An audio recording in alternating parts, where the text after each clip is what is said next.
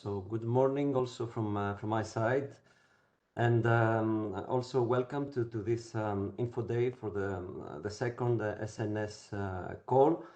Let me put it in the presentation mode.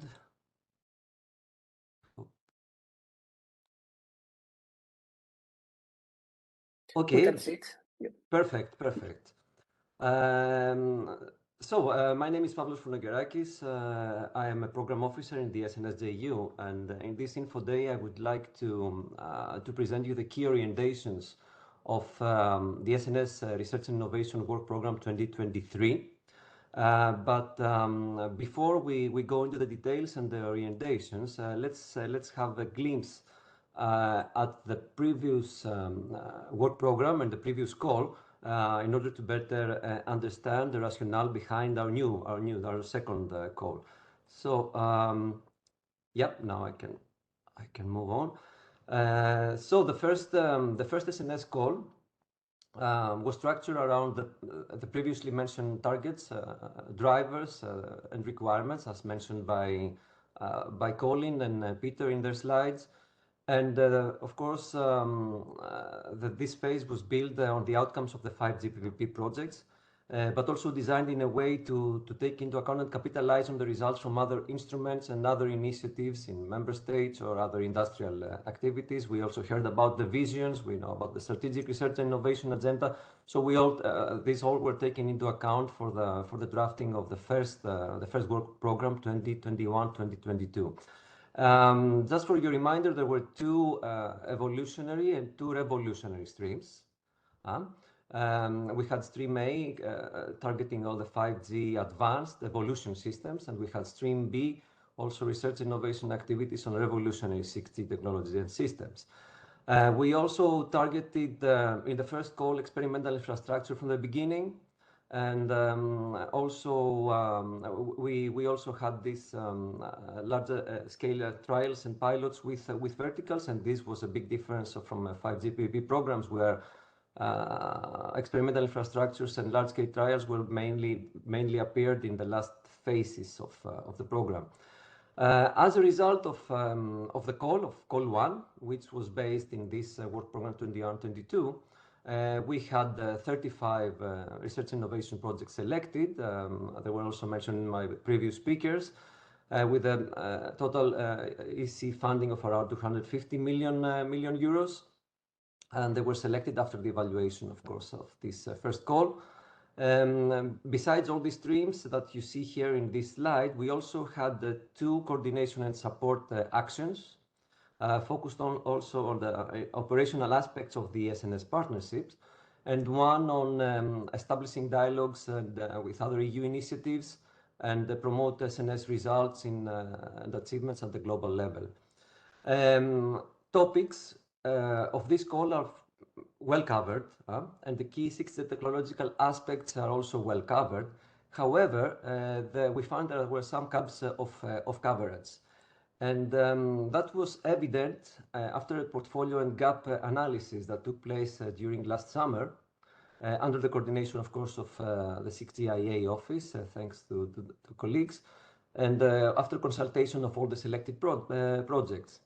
You have seen the numbers, so I'm not going to stay in the numbers about the participation and statistics, but I would like just to focus on the main, the two central pies here. So just to inform you about the process, the scores have been calculated on the topics covered. The scores have been calculated including Stream A and Stream B projects input. And of course, this is a topic coverage in terms of effort, so it does not show the actual level of coverage of one area, depending on its broadness. But it is very indicative to see exactly the coverage of the specific technological approaches. So the analysis showed that, for example, in architecture, you can see that was a high interest and high participation, and there is a good coverage. In wireless, you can see that there is also a good coverage, although with a strong focus on terahertz technologies and low layer. We had a good coverage of security, as you can see in the pie. We also had here and there some scattered sustainability aspects in many projects. We had a good coverage of optics and non-terrestrial networks, but you can see also some coverage in microelectronics. At the same time, in the verticals coverage, you can see that we had many of them in the first column, but the focus was mainly on media, on extended reality, gaming, industrial IoT, and public protection and disaster relief. It was a good coverage. However, there were some gaps. And you can see, for example, that in wireless, here I mentioned I have a list of indicative gaps from the first call. You can see, for example, that in wireless stream, we had a strong focus on terahertz technologies and low layer, as I mentioned, but there is a gap in spectrum management, in spectrum refarming and reutilization. So we took that into account for our next work program. We had a coverage of microelectronics, but mainly for terahertz layer 1 issues, so we also need to focus on that. We had, in fact, no coverage of nano things networking and troposphere networking. We had a good coverage in optics, but not in visible light or Wi-Fi communications. In architecture, you see that we had a good coverage, but there is also room for different technological approaches, and the same in security strand. And I put some areas like energy efficiency enablers or service deployment for complex services, secure time sensitive and computation intensive applications, and so on and so forth, where these were not present in the first call projects. And in terms of stream C and stream D, we are missing some large federating projects for experimental infrastructure, as the retained projects are quite focused per application or per technology. And in terms of vertical sectors, there are a few of them that are less covered, like the automotive or smart cities, health, agriculture, education. Having taken into account then all this gap analysis and identification of the specific technological areas that were not so well represented in call 1, of course, input from other sources like the SRIA or the visions, as mentioned by previous speakers. So the work program was structured around these targets.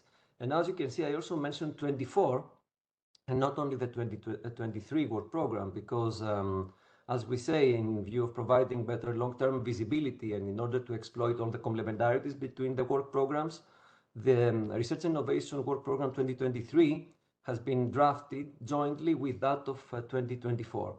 Of course, all the topics that are presented in the 2024 are indicative and will be refined later throughout this year with a goal to reach a stable version around the Q3 or Q4 2023. So if we have a look at these targets, we can see that there is no evolutionary stream A. So it is discontinued, as we think that any new projects will arrive too late, will start too late in order to influence the 5G advanced standardization, which is one of the major strategic objectives for the program anyway. So the remaining topics are all focused on 6G and also long-term, most of them. The second target is to close the gap with phase 1, which take into account all the results from the gap analysis. So all the topics not covered in phase 1 projects and are still important for the community and for the research in 6G will be present in our next call. And compared to phase 1, we have also new R&I activities that are designed to support also the standardization phase. We have a set of activities on microelectronics, following the elaboration of the Connect roadmap, and in order to establish a close collaboration with key digital technologies joint undertaking. We have a reinforced emphasis on sustainability and societal aspects. And here we focus on more details of sustainability, trying to encompass all aspects of sustainability, like environmental, societal, and economic sustainability. We will have a policy-oriented topic on societal challenges, which is also high priority for us, and a set of focused international cooperation activities targeting the US in 2023, and Japan and the Republic of Korea in 2024. In other words, all these regions that with clear policy agreements and partnerships with us. And of course, we will target the continuity and expansion of streams B, C, and D, having complementary research and other research and innovation projects in proof of concepts, federated EU platforms, new large-scale trials, and so on and so forth. The roadmap was shown by Peter in the last presentation, of course, but I would like also to show you exactly where we stand today. So indeed, this roadmap illustrates the phases of the 4 streams, and we are here, beginning of 2023, where the projects of the phase 1 have already started on 1st of January, and we're in the middle of phase 1. And now we're going to speak about phase 2. So we will run the call with the scope, the objective to have the new projects starting, let's say, in 2023 or beginning 2024, launching the second phase of the SNS JU. This roadmap, of course, is regularly updated, considering all the SNS objectives, the key achievements from projects, and of course, all the results from the previous phases. And maybe I will take this opportunity also to mention here to show you the milestones in terms of standardization, because indeed, as we say, we have this window of opportunity until 2025 to go into standardization mode. So indeed, not much time to waste on that. Of course, 3GPP is not the only SDO, but still indicative of the time plan that we have to follow to start the standardization activities. Going a bit into details in the stream B orientations and the other streams, very quickly, just to say, for example, that in stream B, we are still at the early phases of 6G, so the focus remains at low TRLs, so TRLs 2 to 4 for most of the topics, or 2 to 5 for the EU-US cooperation topic. The topics architecture, wireless security, communication technologies are still relevant and will remain in the second call. And we have, of course, some adaptation to avoid overlap with phase 1 projects, as already mentioned. We will have, it is important here to mobilize the microelectronics sector. And in fact, the KDT and the SNSJUs are both launching focus topics as complementary activities in their work programs. So it is important also for both constituencies to participate in this call. At the same time, we will have to expand international cooperation with the US following the Trade Technology Council conclusions and the 6GIA MOU with the Next G Alliance. And of course, the important objective to start preparing for the standardization phase that will start around 2025, but of course also for the subsequent longer term releases. In terms of stream C, this stream will target the development of pan-European platform, the federation and development of pan-EU interconnections, as we say, between existing SNS platforms in EU, and will offer the possibility to extend to other test platforms outside Europe, for example, the existing platforms in the USA. And as we also target here to, let's say, to offer synergies between the C projects platforms and platforms developed at national stage, and to integrate, let's say, KDT project outcomes into our SNS program. And of course, similarly to phase 1 projects, the related orientations continue to include their usability, end-to-end service capabilities, a full value chain, including IoT devices, connectivity, and service provision, and all the other aspects that you saw in call 1. Regarding stream D, this stream will target the validation of SNS KPIs, but also key value indicators in the context of advanced use cases. Here we have open vertical pilots to focus in several use cases that are very important or not so well covered in phase 1. We will have project, we follow the spiral model, as we say. So we expect projects in Stream D to use new technologies that are being developed in phase 1 projects, but also provide new requirements, like in terms of KVIs and KPIs, to Stream B projects for the next 6G technology blocks and subsequent JU phases.